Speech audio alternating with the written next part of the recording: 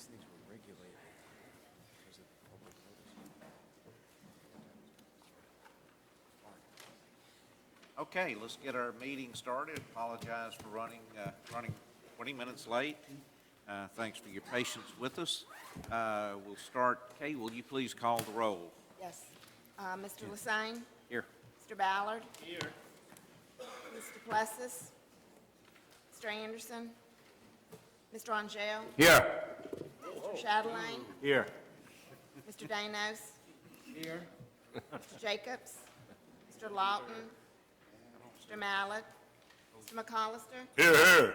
Mr. McCrary? Mr. Moore? Here. Mr. Perry? Here. Mr. Yarbrough? All right. Here. Go, bro. There he is. Ms. Sanchez? Mr. McCrary is here, Oh, is he here? in the next room. Oh, okay. Sanchez? Taking the bar exam. Count again. 1, 2, 3, 4, 5, 6, 7, 8. You have a quorum. Thank you very much, Kay.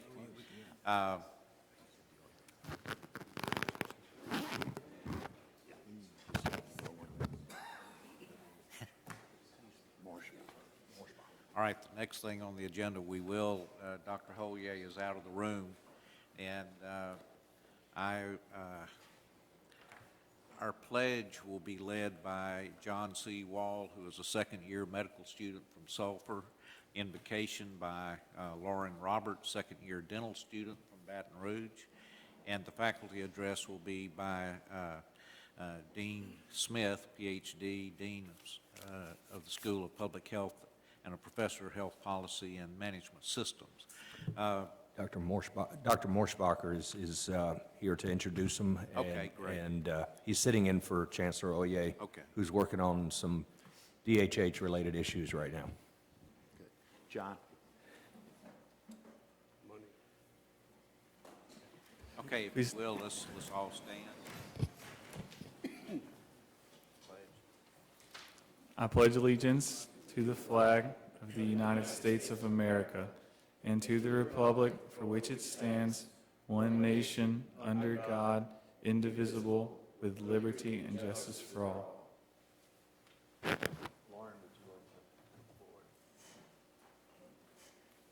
Today I offer this prayer. Let us bow our heads. As we gather here today as members of the Louisiana State University community, we pray that we are ever mindful of opportunities to render our service to LSU students, faculty, and community, keeping in mind always the enduring value of education, exerting our efforts in those areas, and on those things upon which future generations can build with confidence. Lord, we pray for guidance for our legislators as they make decisions that will forever impact education in Louisiana. Let us continue to strive to make a better world. Amen.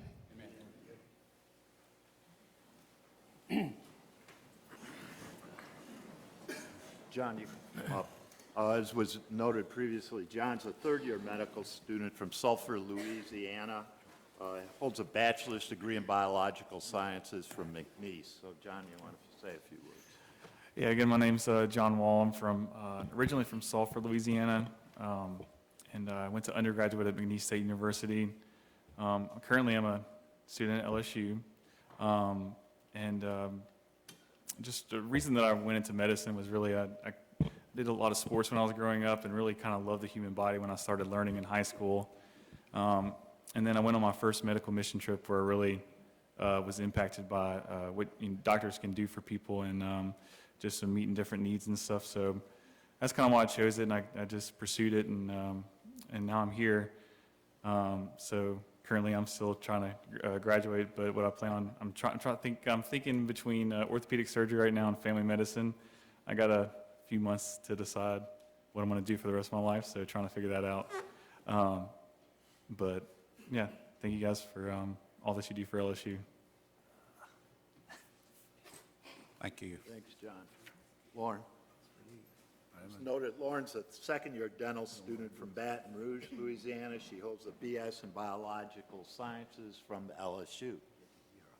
So born and raised here. I live just down the street. I'll be graduating in 2018, and I come from a family of healthcare providers. I knew I wanted to do something in the healthcare field, and I shadowed a general dentist and just figured that's what was best for me. So I hope to pursue a career in general dentistry when I graduate, and that's about it. Thanks for having me. Great. Thank you. Thank you, Lauren. Dean Smith is the Dean of the School of Public Health at Louisiana State University's Health Science Center in New Orleans and Professor of Health Policy and Systems Management. Prior to joining LSU last year, he spent 30 years on the faculty of the University of Michigan, Ann Arbor, where he had been the Senior Associate Dean for Administration of the School of Public Health. Professor Smith is committed to teaching research and service on the financial aspects of public health and health care. Professor Smith's research has been supported by the National Institutes of Health, the Robert Wood Johnson Foundation, and other entities. He has produced more than 130 publications and 50 doctoral students. Professor Smith also brings industry experience to the classroom and his research. He has worked at the Lincoln National Financial Services, Pfizer, and 2 HMOs, which he co-founded and served as president and CEO until they were acquired by the Fortune 500 company Molina Healthcare. He also served as vice president of the board of directors of the Michigan Public Health Institute and vice chair of the board of visitors at the University of North Texas Health Sciences Center. Dean. Well, thank you. Thank you for allowing me a few minutes today to talk about our school of public health in New Orleans. As Louisiana's only public school of public health, our mission is to advance the public health and well-being through education, research, and service with a focus on issues affecting Louisiana. We are a relatively new school, although LSU has had a long-standing interest in public health issues. In 2004, the Board of Supervisors and the Board of Regents approved the formation of the school, and after a little bit of a hiccup associated with Hurricane Katrina, they set forth on a mission to become a fully accredited school of public health, which was accomplished in 2013. We now enroll 115 students in Masters in Public Health and doctoral programs, 2/3 of whom come from the state of Louisiana. We've now graduated over 300 students, and 2/3 of them remain and work in Louisiana, with titles such as State Maternal and Child Health Coordinator, Hospital Director for Quality and Safety, and Epidemiologist in the Louisiana Office of Public Health. Our graduates are out there making a difference in public health. Our vision is to become a nationally recognized school for having a community of outstanding teachers, scholars, and professionals who educate, innovate, and improve the public's health and well-being. Towards that end, we're working now on expanding our reach. We have a newly revised MPH MD program for some of our MD students.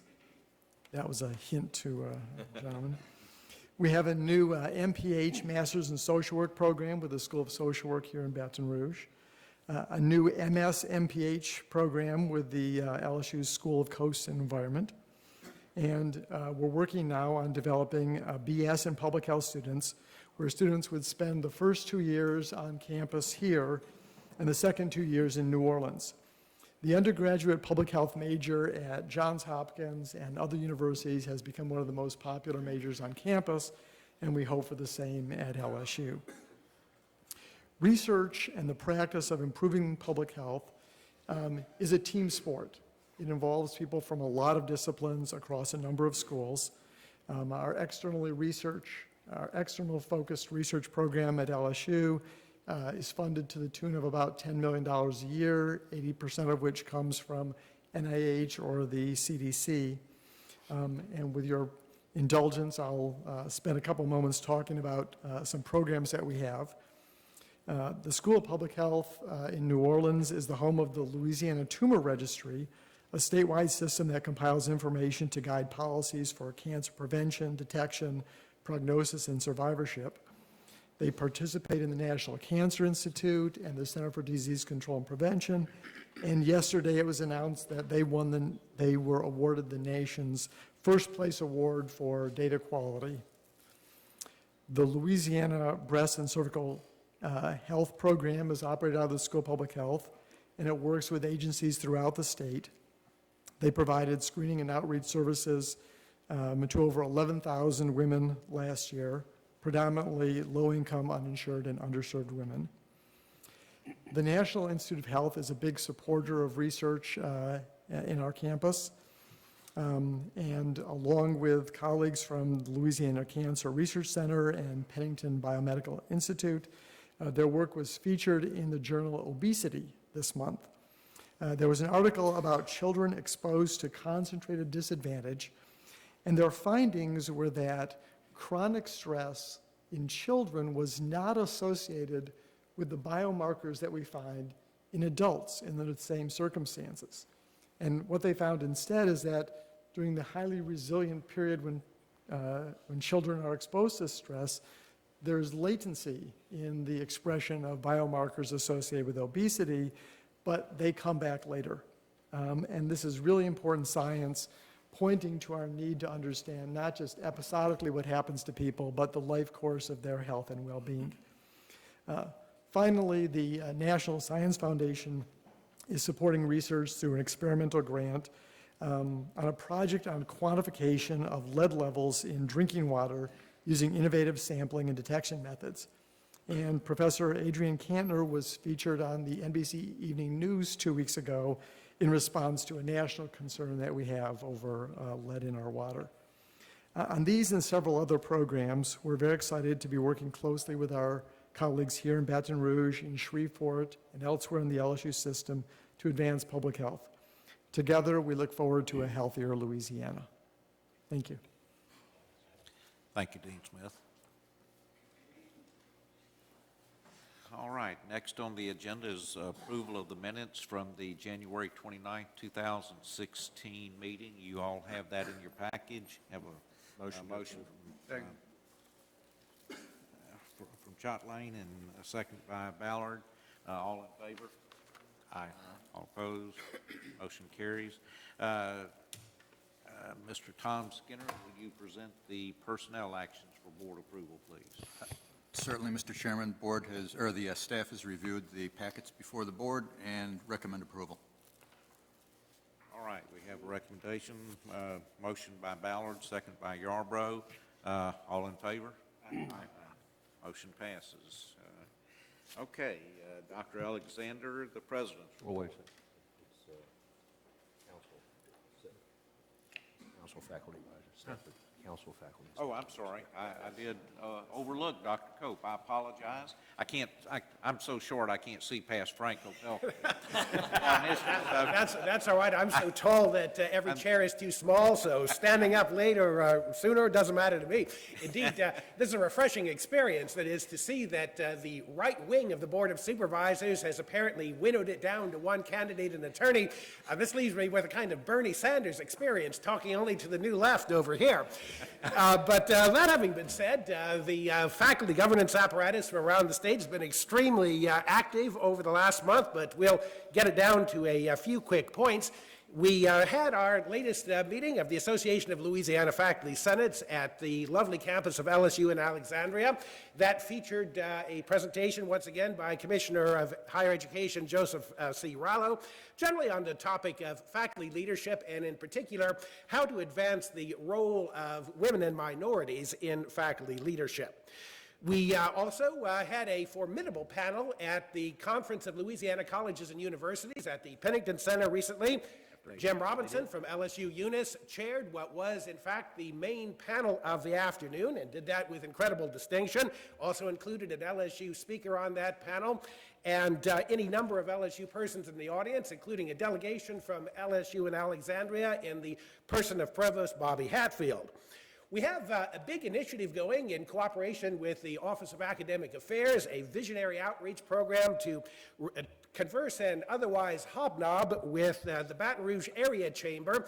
thereby to help the business community understand what a comprehensive university is really about, to get past the prattle about workforce development and talk about how all of the disciplines can collectively energize the environment of a metropolitan area such as Baton Rouge has become, and doubtless the other cities in Louisiana are in the process of becoming. On top of these initiatives, we have a number of policy initiatives underway that are quite interesting. At this very afternoon, we have agreed to create a committee to look at both the policy and the practice underneath the giving of leave of various kinds, from family leave on through sabbatical leave at the various campuses, to see if there are any consistencies and if there's room for harmonization of that policy by way of increasing faculty morale. We have at play a resolution in the Office of Academic Affairs on freedom of expression to see if we can get that hotbed of controversy cooled down a little bit, on copyright and the taping of professorial lectures. And of course, we also had a sort of advisory role in the heat demonstration downtown. It is always wondrous in Louisiana how the flare-ups on the surface are animated by rather cooler heads beneath that. And I'm happy to say that our colleagues at Southern University and Southern University faculty governance sought out advice on how to make that a little bit more productive as an event. In the area of action, we also have some big undertakings underway. I'm pleased to report that just 2 days ago, the LSU A&M Faculty Senate voted unanimously to join the Coalition on Intercollegiate Athletics. This is a nationwide lobbying, analysis, and think tank body comprised of faculty senates and their delegated leaders to look at the question of athletics and begin reclaiming a degree of influence, if not control, over them. And indeed, we're looking at such matters as the use of private foundations to, shall we say, make accountability a little bit more difficult to deal with. Our next topic is a bit of a thought experiment. Of course, we again today saw the members of LS United, who are gradually extending their reach around the state, the members of LS United come forth and talk about the calamity of the retirement system. In the last 2 meetings, we have seen some formidable expenditures in the area of athletics, and again, we have admittedly cloaked those in the use of foundation support, but nevertheless, they are part of the public domain. We've seen the establishment of a dribbling dropout statue at a 6-figure sum, and we have now seen $1.25 million presented to an assistant coach. That total sum, $1.5 million, would add 0.5% to the retirement package of every faculty member on the LSU campus.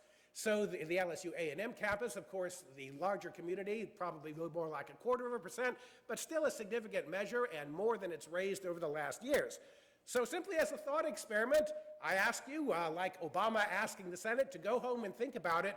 What am I to tell my constituents when such fantastic sums are expended on the ornaments of the university while the faculty are left to go into an old age characterized by poverty, disease, and abandonment? Thank you.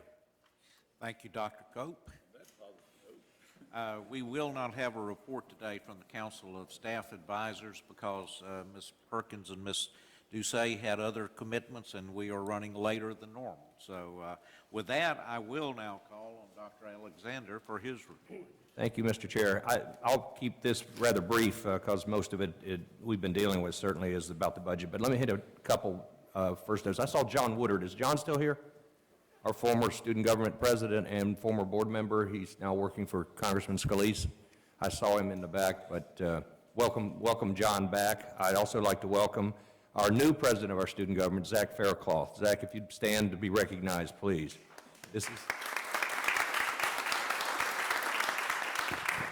Zach was also very instrumental in putting together the student report card that graded our legislators last spring at the end of the session in an attempt to hold them more accountable for the votes that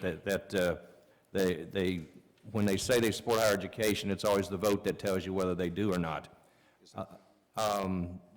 Congratulations, Zach. And John Woodard, would you just raise your hand to be recognized? Welcome back, John. I'd also like to thank those that helped put together the Research Summit. I know Jason Drotti played an important role. Dean Cynthia Peterson played a vital role in putting together a statewide research summit that we had at our medical school, and I'd like to thank Dr. Marshbacher and Larry Oye, Chancellor Oye, for hosting this, for one of a kind, first of many, what we hope to see, a research summit on the multiple things that we do in research. From NSF was there, the director of NSF, NIH. We had some very powerful people there to learn more about the type of research that we're doing in Louisiana, but also to get tips on what they're looking for as we go forward in the research-related area. I'd like to thank Senator Cassidy for spearheading that initiative. And I commend Senator Cassidy for this is part of the strategy to ensure that Louisiana and our public universities and our universities throughout the state are indeed getting our fair share of research dollars when it comes to what's coming out of Washington, whether it is NIH, NSF, DOD, Department of Agriculture, all the above. So I commend Senator Cassidy for his vision on pulling together the research entities from around the state, and I commend those who made this such a successful summit, which is the first of its kind. I'd like to congratulate Dr. Gali, our new interim chancellor up at Shreveport, at the medical school of Shreveport. He didn't have to do this, but he has taken this challenge under his wing, and he's moving forward and has received a great deal of support. But thank you for stepping out of your surgical costumes and entering the administration to help us get the medical center, certainly through these difficult times. The funding issue that I brought up at last meeting was indeed real. I think last meeting we were looking at a 35% reduction mid-year, and that's this year. Thanks to the help of so many of you, we were able to mitigate that down right now from about a $750 million state deficit to about $70 million, which we're looking at today, and that's for all of state government. We don't know what share higher education will come out of that $70 million. We are working daily on that issue. So in many ways, it's hard for us to focus on the big hole next year, almost $800 million that starts July 1, until we rectify what we're going to have to do in the next week or two to get us through June 30th. But without your help, our students, our faculty, staff, our advocates, many of you, that we were able to work that down to a manageable number. We believe it will be manageable, and it will help us limp through June 30th as we go into July 1, which we won't know fully about until probably the first week of June. But thanks to your help and all your efforts, we did put enough pressure to certainly not have the catastrophic worst-case scenarios that we were looking at the last board meeting, from about the last board meeting through about a week ago. So thank you all for all your help. We're going to need your help again. As we get through this wave and this hurdle, there's a bigger wave right behind it.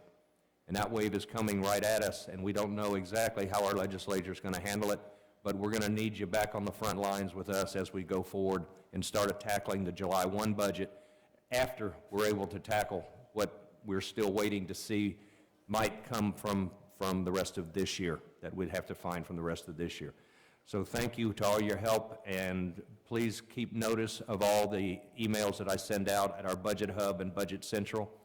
We will be posting that, and we're doing our very best to keep everybody informed as we go forward, almost in a weekly manner as the legislative session continues, which seems to probably be for the rest of this semester, and certainly till mid-June, even late June, if indeed another special session is called. So thank you all for your help, and Mr. Chairman, that concludes my remarks. Thank you, Dr. Alexander. Next is the consent agenda items. We have I'm just getting ahead. Reports to the board. We have 7 reports that have been given to all of the members. Do we have any questions on any of these reports? Mr. Chairman, I move that Motion by for approval. Mr. Yarbrough to accept, second by Mr. Moore. All in favor? Aye. Motion carries. Next is the consent agenda items. We have 19 items. Do you have any questions on these items? I do want to point out that at LSU Shreveport, there are 3 professorships created for petroleum engineering. When that program was brought to LSU Shreveport 2 years ago, I guess, maybe 3, there was a real issue on how we were going to handle that, and it's being done through online or on the web. And now we have funding for the professorships, so that'll be a big help to that. And that'll help with the professors here at LSU that have been burdened with that issue. Now, are there any questions on these consent agenda items? Motion to approve. Motion and a second. Mr. Chatelain, motion, and Mr. Ballard, second. All in favor? Aye. All opposed? Motion carries. We went through our committee meetings this morning, and all of the action items on the committees were passed unanimously. With that being said, we can accept a motion to accept all of the committee actions. Motion by Mr. Ballard, second by Mr. McAllister. Object. All right. Okay, all in favor? Aye. Motion carries. And the chairman's report now. I would like to call on Mr. Bobby Yarbrough, who set up a meeting about 2 weeks ago to discuss medical school metrics, and I'd like to get a report on that meeting. Thank you, Mr. Chairman. Yes, we indeed did have a meeting. At the last board meeting, I mentioned that the Healthcare Committee would start a process for establishing metrics for our academic medical institutions. And one of the first steps, on February 24th, Mr. Clayton Tellers with ECG Consulting met with myself, Dr. Alexander, Dr. Opelka, Chancellor Oye, Victor Yick, and leadership from our 2 health science centers to review how our other schools are measuring performance, the pros, the cons of various measurements, and the key questions we need to consider for our own set of data metrics.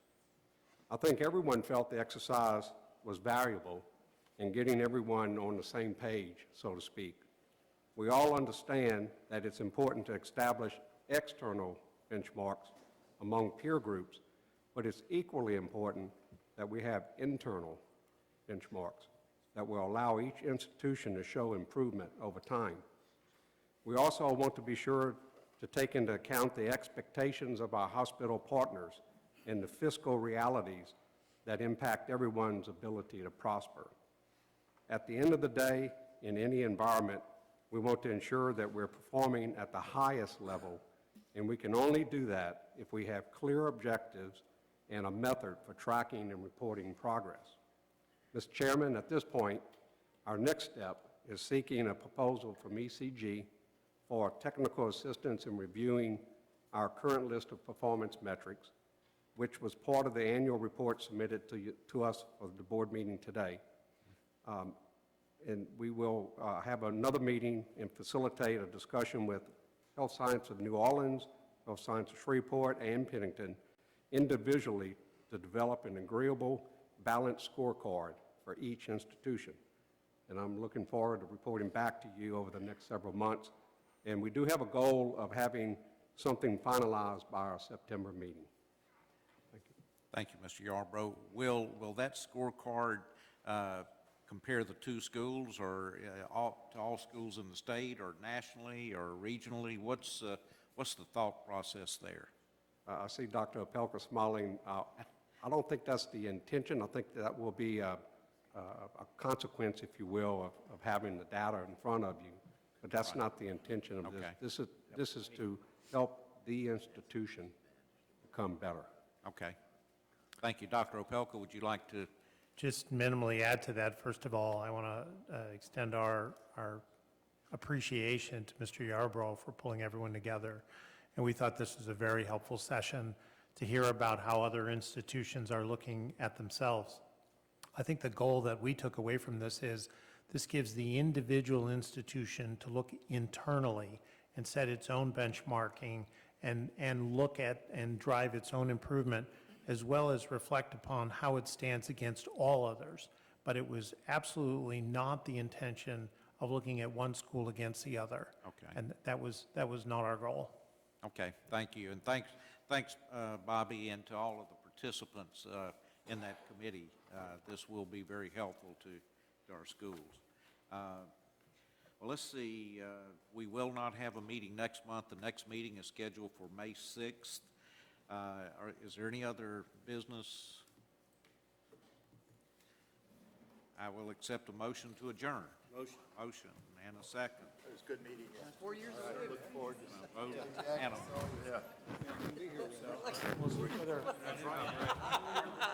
If not sooner, I'm sure.